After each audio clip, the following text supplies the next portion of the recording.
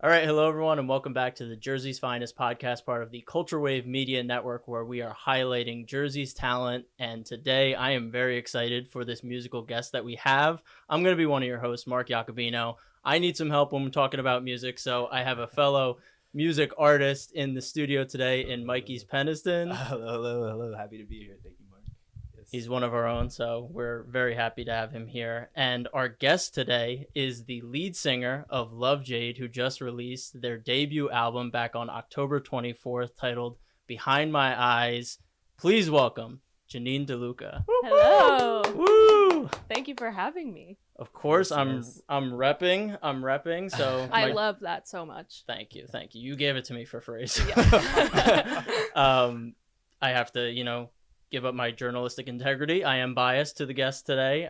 She is my girlfriend's little sister. Gina's in the studio as well, so we're excited to have the whole family here. To start out, how are you feeling? Almost a month out from the debut album. You excited? You feeling the pressure off, or you feeling the pressure on? It is definitely a relief to have the album out because we recorded it 2 years ago in June of 2023. So it's been 2 years of coming up with promo and filming our music videos. And so that part of it is a big relief that these songs are out there now for everybody to listen to. But yeah, definitely still feel, the motivation now that it's out to, book our shows and just get everything going. It kind of feels like a new beginning now that it's out. Yeah, I mean, sitting on an album for that long, I'm sure there's so many thoughts in your head, like, does it still sound good? Does it still sound fresh? And all this stuff. So I can't imagine, but it's such a good project. It's so catchy. The lyrics are so relatable. So everyone should listen to it. It's a great project. And you didn't do it alone. So I want to give you some space to shout out some of your collaborators, your producer, Yes. the visuals. You did a lot of music videos. I definitely want to give you space for that. Yeah, I do want to give a shout out to my producer Blake, who is a close friend of mine and that I've been working with since the beginning of the band. He is like he's my partner throughout all of Jade and making our music, and he's been my co-writer for so many years at this point, and he deserves so much credit for this album and just for our band, honestly. Yeah, and you had so many great music videos. I know you shot them over a couple months. Gina helped with a lot of the graphic design, Yes. the album cover. I know you worked with a photographer for a lot of your promo shoots. Yes, our photographer, Laura DeSantis Olson, she is incredible. I've worked with her a lot since the Find the Words music video. She came on and took our pictures for like the behind the scenes and the making of the music video. And she's incredible. So since then, I've been working with her on all of the promo for this album. Amazing. Well, before we dive into the album, I do want to do a little Jeanine origin story and talk about your early beginnings in music. Yes. At what age did you write your first lyric, or is it picking up a guitar first? No, guitar actually wasn't first. I started in music playing piano. I think I was 3 when I started lessons. And then started writing music. Well, I started writing songs when I was around 6 years old. That's just something that I always liked to do. And, I kind of loved listening to artists like Michelle Branch because I'm a 2000s baby. And she was like my biggest inspiration when I was a kid. So the first time I sang a song on stage was one of her songs, and it was in a play that I was doing, and after that point, listening to her and then becoming a big Taylor Swift fan, they both would stand on stage playing guitar and singing, and I found out that I really loved the idea of that and that I really wanted to do that. So I was always writing songs, but then when I was 11, I started taking guitar lessons, and that kind of took over, and I kind of became what I am now, the kind of rhythm guitarist, singer, songwriter, that kind of thing. Do you still at all play the piano, or do you try to gravitate towards it at all? I love the piano, and I still play the songs that like I learned, you know, from when I was little. And yeah, I think that's something that I do want to incorporate more as we continue to make music, and I think it would be great to go back into that. I think like my main instrument has been guitar for so long now that that's really the main thing. But yeah, I mean, I love piano. That's where I came from. So no, I think the music definitely is a testament to that connection to your guitar. Like, you can hear it. It's so there's so much rawness in it, and it's to match it with that vocal and the lyrics. It's I didn't really get to give my true opinion of the project. But it's really good. It's so eccentric and it's just so lively. Thank you. The production is so well. You said it was one person that worked on that production. It was really aside from. Yeah, what you contributed, I'm sure. Yeah. My producer Blake, he does he adds so much to it. Even after we finish recording, he'll add his own touches to it, and I'm always amazed by what comes from him. So wow, no, there was so much that, even just like the beat changes that came with each song, and it just felt so alive, and it's a beautiful debut album. And Thank you. Hear even the backstory with that, learning everything, it's really cool. And so again, I can hear how the guitar is your instrument. Thank you. No problem. That's awesome. And you just celebrated your 7-year anniversary of the band yesterday, right? Yes. So that's super exciting. Thank you. Mm-hmm. Yeah, so really great stuff. So I think let's dive into the album. Yes. So Behind Your Eyes, let's start with just the title track, the first track of the album. Was it a chicken before the egg? Did you have this song first, then you decided to name the album after it? Or did you already have the album title and you had that pressure of like, this is the title track, it's got to encapsulate the name of the title of the album, but also kind of incorporate all the sounds of the album? What came first? So the running theme of, my first EP, second EP, and this album has been that there's been like a standout song that I know is going to be the first track after we finish it.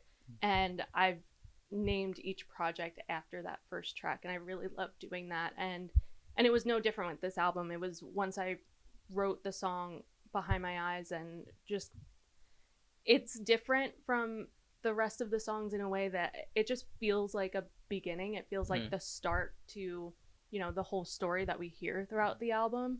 And just once that song was done, especially, I just knew one, that it would be the first track of the album, but that it would also probably be the title, which it ended up being. That's really cool. Yeah, I love the melody that leads into the chorus. I told you that when I kind of heard it in the MP3 days before it was actually officially released. I was like, the melody before the chorus is such a good like hook, and then the chorus itself is catchy.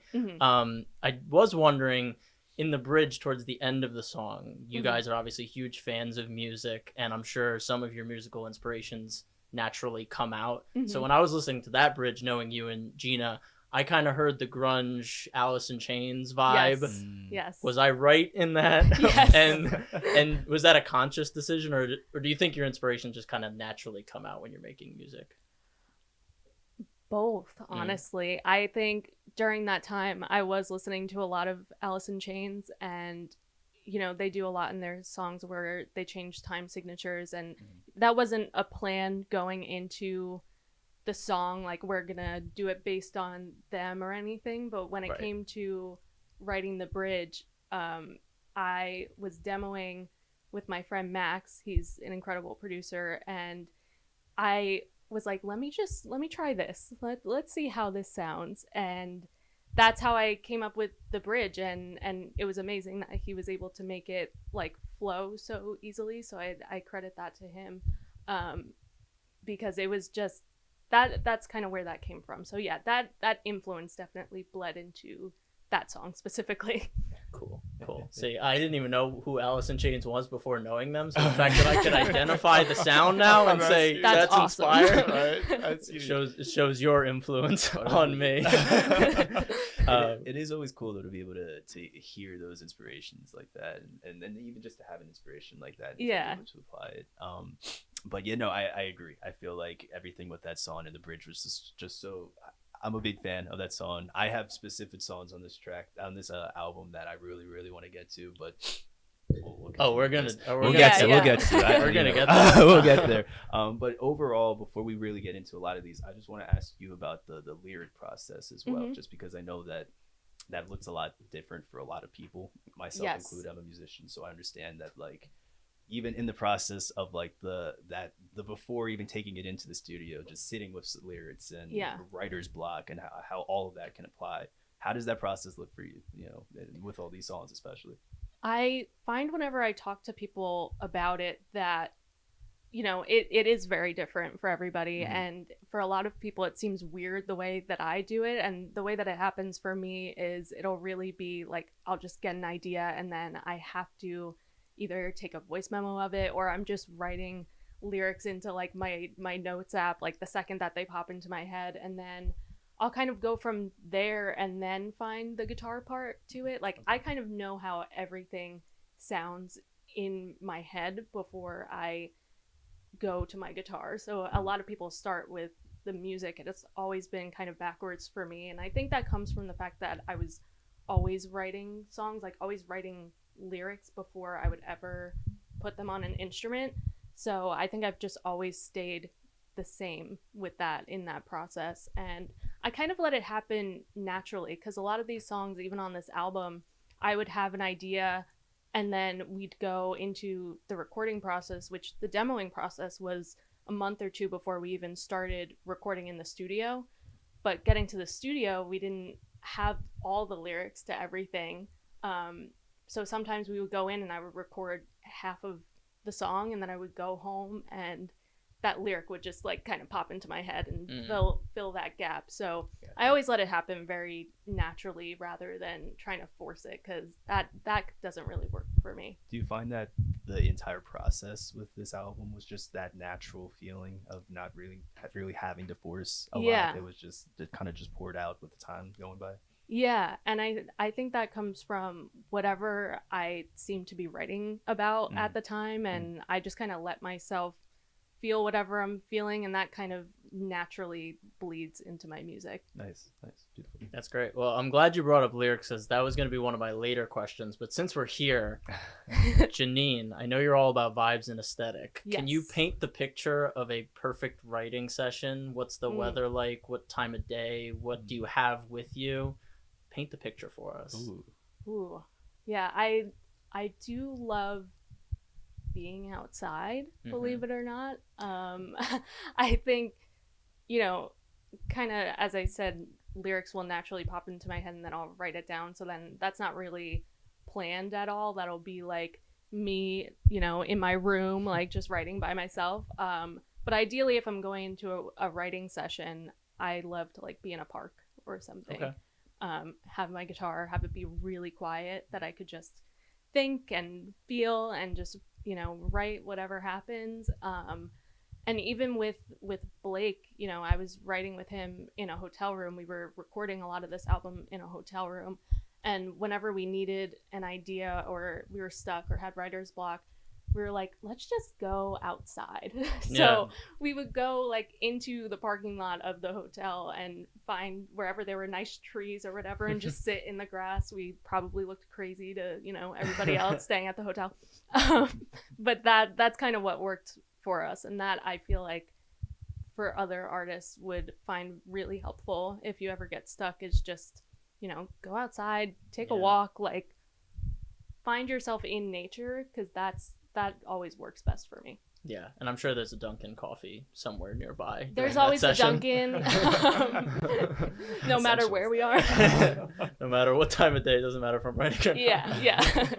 Yeah. No, that's great. And I think that connection to nature comes through in the album art as well with the cover, which I want to talk about later when we talk about that specific song that would relate to that. But the next song I want to talk about is the first single, Imposter, which, again, debut album, first single. That's a big choice to make. And then the music video is very cool. It's, you know, you're in different outfits in different settings.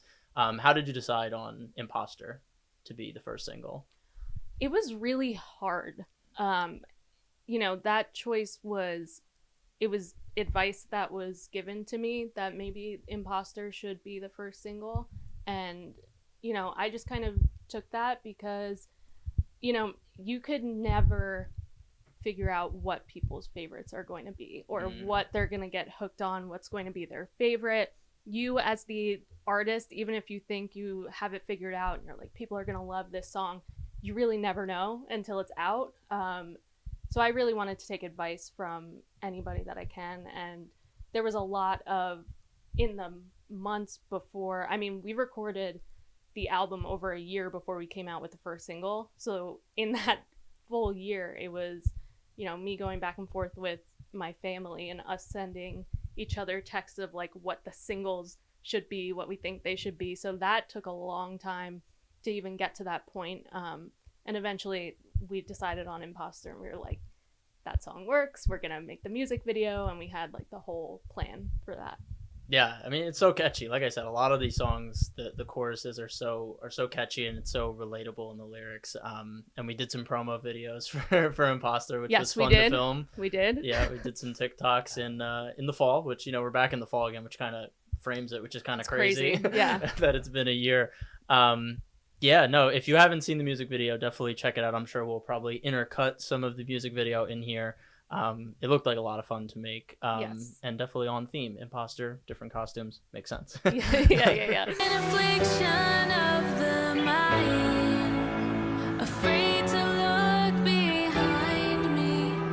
Your heart made of stone, left me in the cold. I want to jump to another single, Find the Words. This was a very different vibe, but really just a great vocal performance. The music video saw great success on YouTube, over 100,000 views, and Wow. it's the best looking music video I think that you've done so far. It's visually striking. It's a really cool concept. You're in this old, you know, decrepit mansion, but it doesn't actually sound as gross as I'm describing it. Yeah, it's really cool. Gina's in the music video. Shout out Gina. Shout out Gina. Find the Words, and Find the Words, you know, the lyrics are also really, you know, impactful with this one. Just about to say, lyrically, I feel like this was one of the strongest songs. Thank feel you. like It encapsulated a lot. And I feel like, as far as even just like a concept of the whole project, there were a few songs that really, really hit, as far as like, at least what I interpreted the whole idea of Behind My Eyes, and like just really getting into those inner thoughts. Yes, and things yeah. like that. I feel like this was one of those songs that really absolutely, yeah. So yes, big fan for sure. Yeah, if you wanna speak to Find the Words, how that song came together, and you know, what your headspace was when you wrote it. Yeah, that song is one of my favorites on the album, and I'm a big fan of lyrics. Like, even in the music that I listen to, when I relate to lyrics a lot, and you know, that'll be one of my strongest reasons for liking a song in general. And with this song, it was one of the first ones that I wrote along with Ours. Those songs kind of happen side by side, that I just knew would be a part of the album, because it was so natural and felt so real. And, you know, when I started that song, it started with just the title, Find the Words, and just kind of where I wanted to build the story from there. And that was one of the songs where, when I was writing it, I was just alone and with my thoughts and feelings, and just kind of wrote absolutely everything. And that was one of the last ones that I showed Blake, believe it or not, because I wrote it alone and I was afraid. And I think I love co-writing so much, because you know, you're working with somebody else and bouncing ideas off of each other, and it's just like an awesome experience. But writing songs alone, sometimes you get the most real thing that you're feeling, and that's kind of where that song came from. And once I showed it to Blake, he was like, we have to record this. Like, why have you been waiting to show this to me? Because we were already recording for a while at that point. So yeah, that was one of the songs that I love so much, because it just stayed the same from the very beginning. When we went in to record it, you know, you always talk about, should we rewrite a line? Should we go back into it? And I was like, no, like, this is what it is, just because this is how I was feeling. And, you know, that kind of, I think you could hear it. And even, you know, watching the music video, you could see it's just a very raw performance. Yeah, it's very confidently made, and it sounds like a very hard song to sing because you're really going through the ranges. Do you think in this album you took your singing to the next level? Yeah, that song for me isn't even one of the harder ones, but Wow. we definitely pushed it with songs like Cherry Blossom or Lost Hope or Endless, where, you know, that's where Blake comes in again, because he'll always push me. He'll be like, I think we could do it a little bit higher. I think we could, you know, you could get there. And he's been doing that for me even since like the Erase You days. He's always helped me just with my confidence in singing, and yeah, so we definitely dealt with that a lot on this album. Yeah, no, there's some great like vocal highlights, and you mentioned Hours. I want to jump into Hours because this is my favorite song on the album. I think it is just the standout track for a lot of people. I know a lot of people have reached out and said like Hours, that's the one. And I think they're right, just because I think it encapsulates everything in the album in one song. You have, you know, the slower moments like Find the Words and Cherry Blossom in the beginning. You have the explosive chorus like Endless in the middle, and then we have like that more, you know, contemplative bridge out of the back, when we even have like some piano, which is a cool nod to your like background. So like Hours for me is just like so awesome, and I appreciate a song that only has one chorus, you know, like it doesn't repeat the chorus. It's just like, here's the chorus, it's amazing, and you're only going to hear it once. So then you got to listen back again to hear it again and again and again. Just like, yeah, talk about Hours and like how you conceptualize a song that changes so much across its, you know, 3-minute run. Yeah, I love this song so much. I will start with that because, again, it was one of the ones that I just wrote by myself, and it was one of the songs where, like I said, you can't really predict what people's favorites are going to be, and this was one of the ones that, you know, I thought about making a single a lot of times, but I also thought like maybe because I wrote this song like by myself and it means so much to me, but maybe it won't be like the standout to so many people. So that's kind of what my feelings were before it came out. And then when it came out, of course, I got all these texts saying like Hours is such a great song, I love this song, which made me so happy because, you know, that's what I really want to happen because I love this song so much. Yeah, this was one of the ones that, again, I just kind of let happen. It was, you know, when I start the song and I say like after 2 and whatever, you know, that's me being like, you know, staring at my ceiling, like emotional, like it is after 2 in the morning. I am like thinking all these things and pretty much, yeah, thank you. Pretty much just listed, you know, everything that was going through my head at the time. And with the bridge, all I knew is that I wanted it to be big. I wanted it to be explosive. And with this song, you know, I kind of see it as more, and there's a reason why Find the Words and Hours are next to each other on the album, because I feel like Find the Words is kind of coming from a place of, you know, maybe there's hope like in this situation. And Hours, for me, even though it's more emotional and might feel more sad to people, to me it feels more empowering and a little bit more confident, just in terms of the lyrics. And what I'm talking about is just like that bridge is where it comes from a place of like, no, you know, like this is exactly how I feel about this situation, and maybe it wasn't right, and maybe there is no hope there, but I'm like confident in, you know,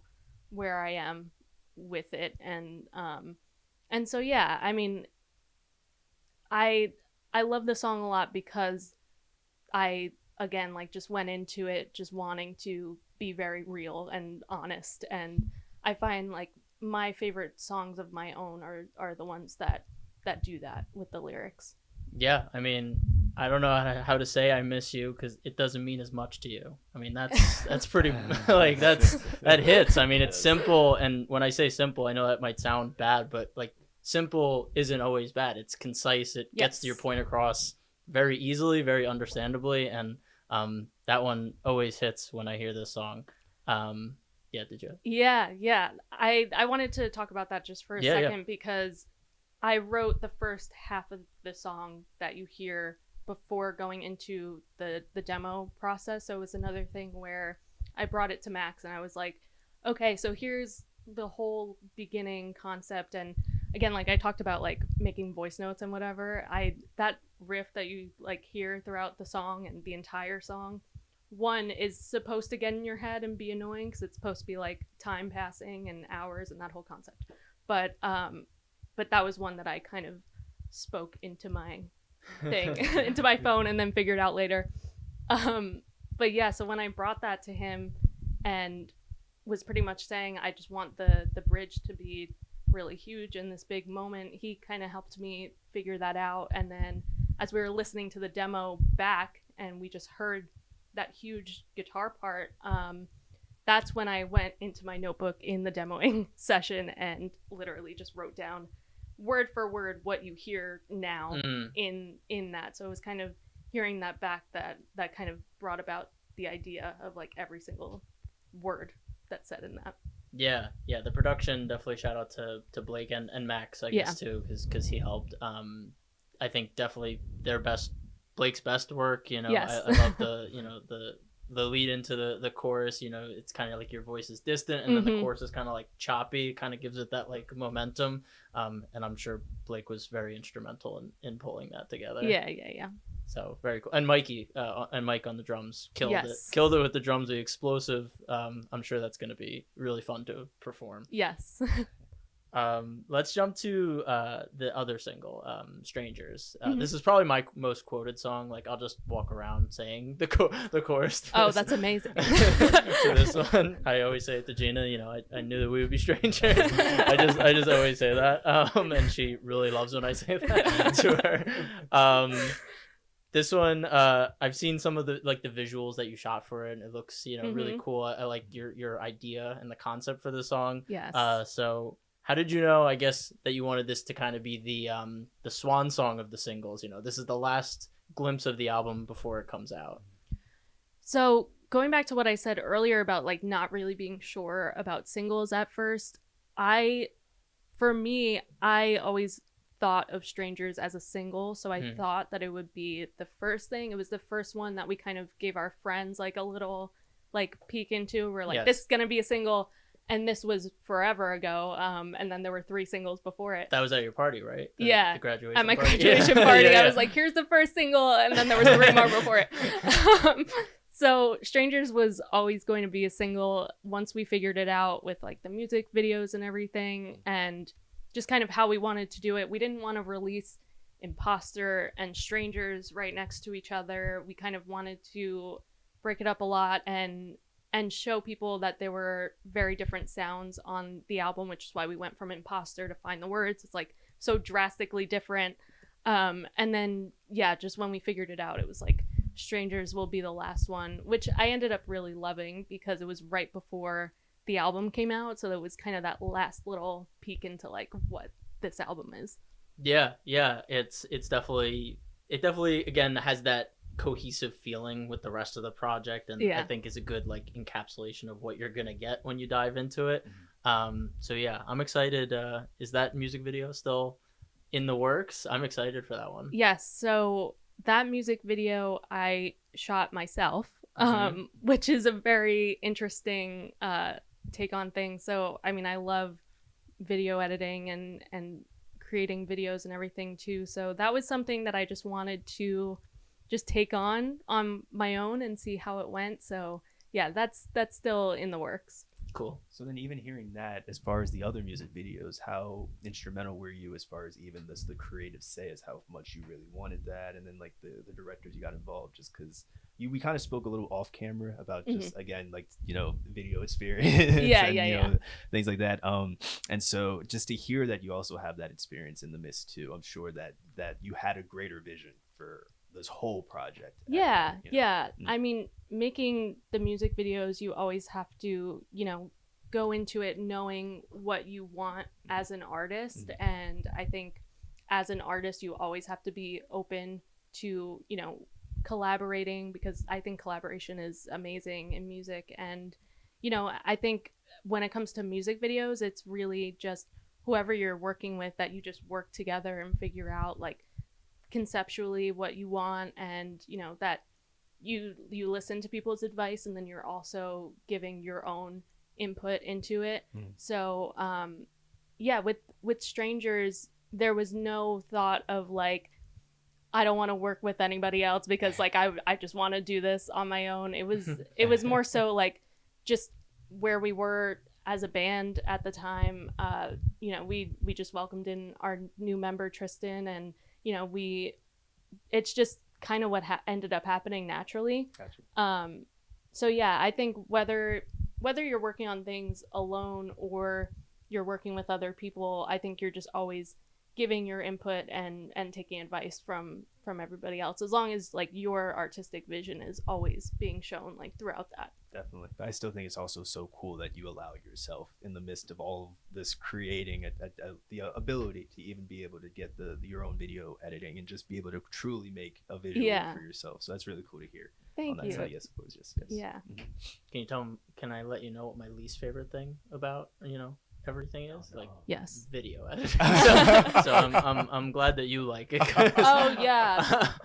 Yeah, I mean, for people who don't know, independent artists are independent artists. Yeah. You have to do absolutely everything.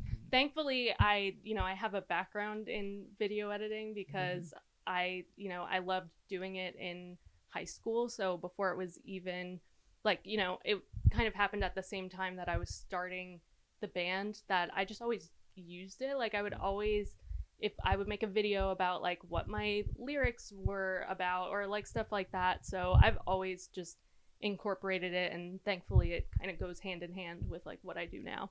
Right. Yeah. I mean, because no one's going to be able to bring your vision to life like you. So yeah, the fact that you're in there physically cutting stuff up and where you want to cut and what you want to show is like, it's great to have an editor, but you do kind of lose some of that, some of that personal touch to it. I want to move on to another standout track, Cherry Blossom, which, Mikey. I've been waiting for this Mikey. one. Oh, perfect. Mikey's excited about this one. So Cherry Blossom is obviously a reoccurring, symbol for the album. So was this an aesthetic choice? Did you just like the vibe of Cherry Blossom? Like what cherry blossoms look like? Hey, some people travel all around the world just to see cherry blossoms. Or, is there a deeper meaning for you? It's on the cover, and then it's in this very raw and emotional track here. Yes. So I think as compared to my first two EPs, Blurred and Erase You, that was kind of at the start of the band and just me kind of finding my identity as an artist. And, that was me being 16 and being like, I like how black, white, and pink looks together. So that's going to be my whole aesthetic. And with this album, it was a little bit different because I kind of just allowed the visuals to come out of the songs and what I was hearing and feeling. And for me, Cherry Blossom was written before it was named Cherry Blossom. I always knew that I wanted it to be just, how relationships kind of like bloom and they die, and and I kind of wanted something to represent that, and I really wanted like a good title for this song. And whenever I was like typing out the lyrics, I would always put like the little cherry blossom emoji before I realized like that's what it was. And when that thought kind of came to me, I'm like, Cherry Blossom is a perfect name for this song, because it's just, it's about how things are really good in like the spring, and then like going into summer, it's supposed to be good because it's summer, but it feels wrong. It's like going downhill, and how cherry blossoms kind of go away once spring is over. And it really is like the biggest symbol for what the entire song is about. You just kind of look into like cherry blossoms, and that is the meaning of the song. So I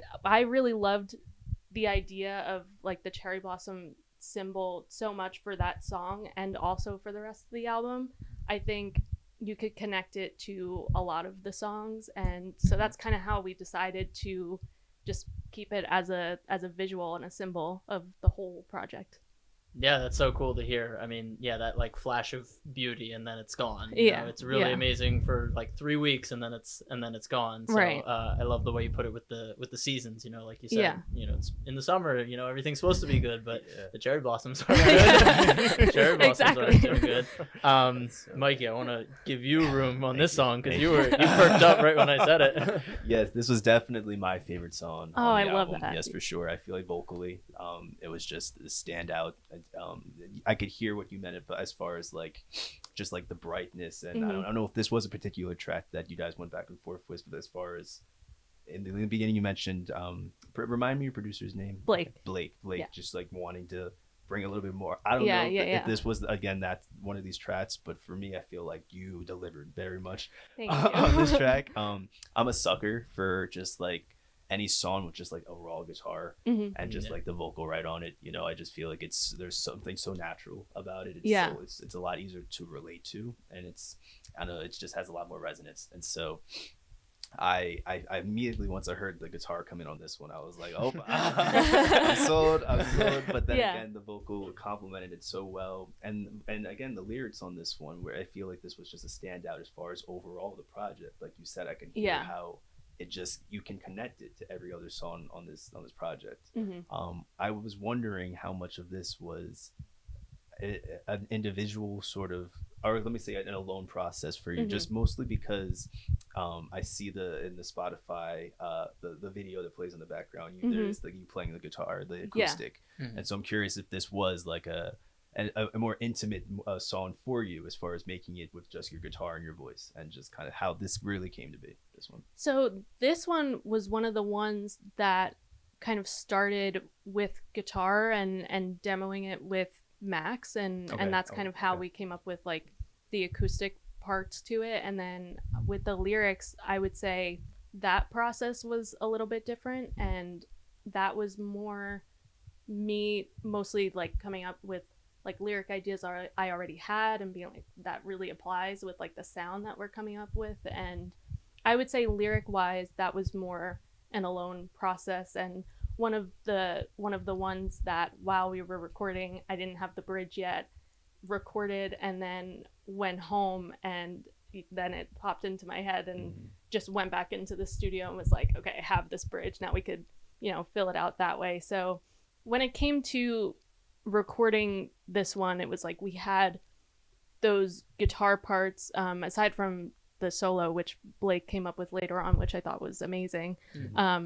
It was really like having most of the lyrics, coming up with that outside of the studio, or, you know, kind of going back and forth with Blake and coming up with stuff. That's kind of how that went. So like the lyric process was really personal when it comes to like the lyrics for this one. Got you. You know, you could definitely hear how personal it could get, again. Just how you performed it on the track. It was so raw, so natural.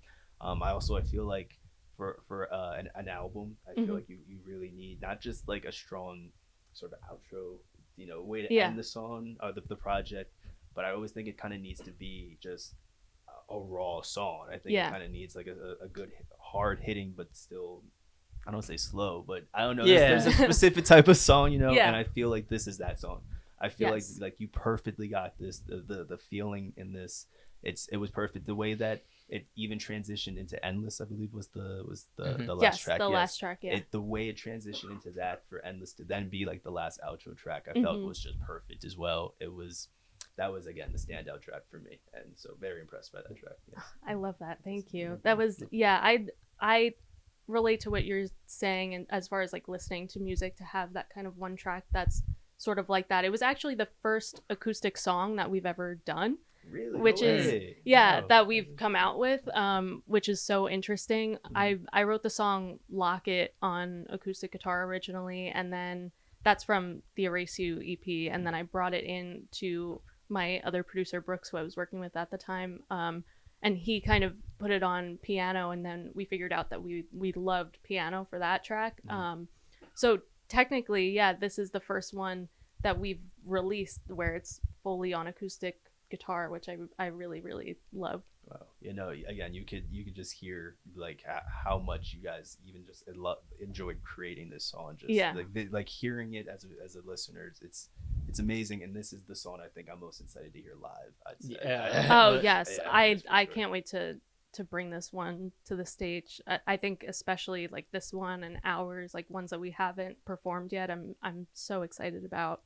Yeah, this is a song you bring the stool out for, and you set it up with That's- the spotlight. Yeah, that is like the visual I have in my head. We can't wait to make that happen. Yes, we will. We're manifesting it right now. Yeah. Yeah, no, that's great. I wrote down one lyric for this one. Cursed your name, wished you the worst, then came back strong like it didn't hurt to watch you happy. Would you do the same for me? You know, you always bring up the lyrics that like hit most for me. See, we're right here. No, because that one's kind of relatable. It doesn't even have to be like a relationship thing. Like that could just be, Yeah. a friendship that goes sideways Yeah. or a family relationship that goes sideways. It's just like you're wishing the best for them. You grew, but they didn't grow. Yeah. And that's also painful to watch. Yeah, I think with this one, it was a lot of just that feeling of, how you process things going south, like by yourself, like how, like your own personal feelings towards it, and realizing like this person, when it comes to, things not going the right way, they might try and just seem fine. And, me, as you could hear in like all of my songs, I really feel my emotions. And it's kind of that, from the beginning of the song, we're saying, I bet you're right. Like, keep coming back to that. And maybe I do need to be more positive. And it's kind of me going through that experience of, I'm trying to see the light in it. I'm trying to be more positive, but I'm also allowing myself to feel that kind of, darkness that comes with that. Yeah, that's awesome. You mentioned Endless, the closing track of the album. Yes. This is a certified headbanger. This is Mosh Pit approved, we saw. Now, for me, a lot of albums that I listen to, they usually have a more like you said, a slow kind of introspective outro song, kind of like to wrap up the project. But you decided to go the opposite way and have a big explosive song. What was that decision process for you? Yeah, it was, I think when we had Cherry Blossom, that was kind of my thought, like, oh, it's a really good closing track because it's really reflective, and it connects to the other songs. And then we started writing Endless, and it was just this really big track. And when it came to writing the lyrics, I kind of took that as my chance to write something that kind of summed it all up and connected to the other songs in ways like you could hear it through the lyrics that were calling out other songs. And once that song was written, it really seemed like, okay, there's Cherry Blossom, and that's great, but then it's like we have one more thing coming for you, and I really loved wrapping up the album that way.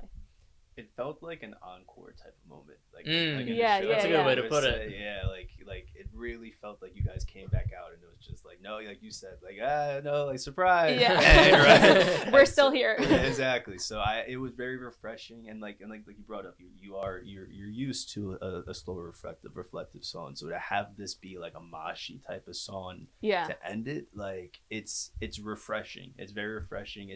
I don't even want to say it's different. It's just nice to hear. And it's nice to hear how it transitioned from Cherry Blossom. Mm-hmm. Like the two just together, I feel like they worked perfectly. And so Thank Endless you, was the yeah. right way to end it, for sure. Yeah, Endless, I feel like when you listen to it, it's kind of a song about dread, and it's like realizing this situation that you're in.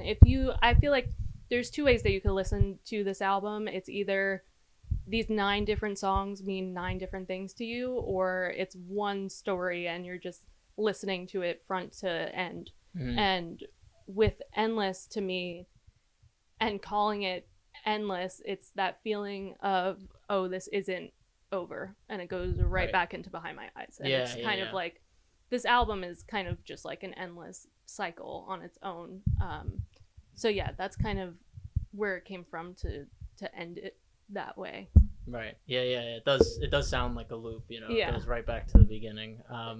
That's great. Well, I do want to give you space to call out any other tracks that we didn't talk about that maybe you're really proud of, but aren't getting as much like, people calling it out, but you're still Mhm. really proud of it. Are there any songs that we left off that you're like, you have to listen to this one? Yeah. Lost Hope is one where, I want to give a big shout out to my drummer, Mike Nortwich, because listening to the album, you would have no idea that he did all of his drums in one day. Oh my God. Which What? was like it happened because of scheduling or whatever else, but I mean he's such a talented musician, and writing those drum parts and working with him and Blake together, and that collaboration, and he put so much of like his own style and feel into it, but just working with him and working all together is just incredible. So I want to give a shout out to that. With that, one of my favorite drum performances is on the song Lost Hope. It's also one of my favorite things to like scream in the car, like it that one lyrically for me hits a lot. It's one of the songs that came later in the process, and to me kind of felt like it was filling a hole in the album that we needed, like just a really fun, aggressive, like honest track that just to have one more. It's one that I'm really proud of, to say that like we wrote this song, like it just feels really cool. Besides that, Dreamscape is one that we didn't touch on yet. That song was just it was like that weird little guitar part that you hear. It's not weird. It's really cool how you guys took advantage of utilizing that, and then still having those hard hitting moments, and then taking you right back out, and like especially in that second verse, how you kind of did that, like that. I thought it was really cool. Yeah, and I'm a fan of little like guitar riffs like that almost sound like a little like, oh, like you wouldn't expect that, but like I think it sounds insanely good. Thank you. Yeah, that's one of the songs that came from me having just like a guitar part idea and building it from there, which again is a little bit different than my usual process, but seeing how that song came out at the end of the day I was really happy about. And I was really happy to have a song that's more about like my own anxieties and like wanting to make my dreams come true and like stuff like that. I really like that it's just a very simple like song like that.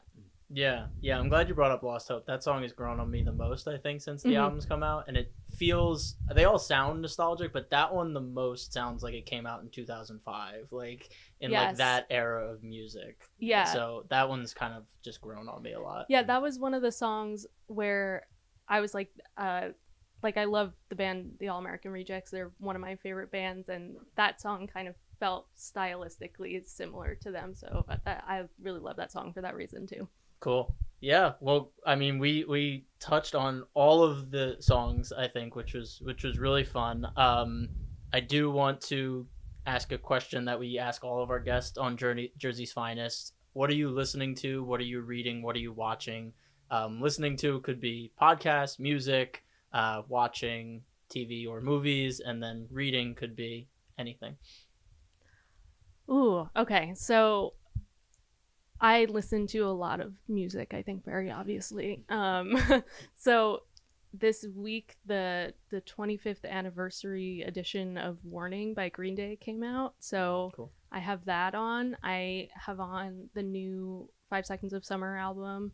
I love, like, as soon as a favorite band of mine comes out with an album, I'm just all over it and have to learn everything about it. So yeah, I would say reading wise right now, it's been me reading about all of like my favorite albums or like these albums that just came out. The Audrey Hobart album, Who's the Clown, that one is incredible. That's one that I've been listening to a lot. So a lot of like stuff that's just coming out Yeah. recently, that's what I've been listening to, and also Behind My Eyes by Love Jade. Of course. Who isn't? Yeah, right, exactly.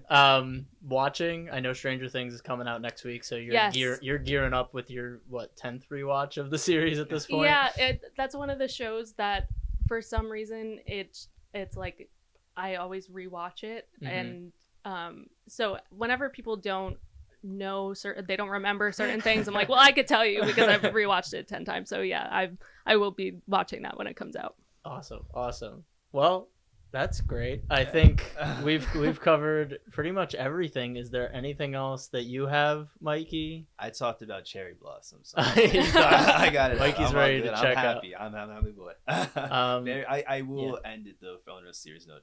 Again, very, very, very great debut project. Thank you. I'm excited to see what else is in store. I think that for this to be a debut project, it was still very versatile, and I still feel like you still were able to show a lot of what you were capable of doing.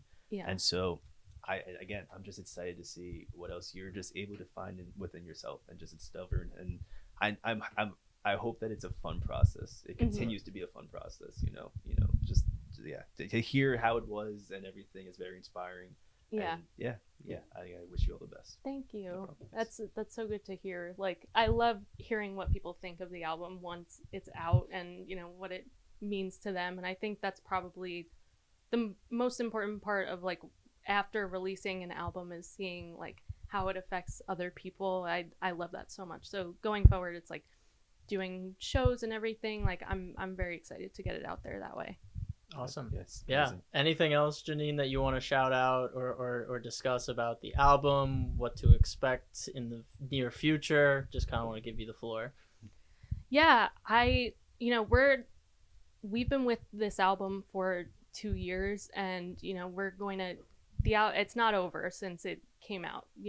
The album coming out isn't the ending of it. It's really, like I said, like a new start. So from here, it's releasing more music videos, coming out with more merch, doing shows. We are all in for the entire process. We're very excited to take it to the stage. We're very excited to talk to more people about it. That's where we're at. That's where we're going to be going into this next year. We just really hope to do everything we can to spread the word about the album. Amazing. Well, thank you for coming on today. We really appreciate it. Please go stream Behind My Eyes by Love Jade. It's out everywhere now. Follow them on all their social media. I'm sure we'll link everything in our description. And keep an eye out for more Love Jade music. I've been Mark Iacobino. Michael Peniston. And thank you so much for watching. This is The Culture.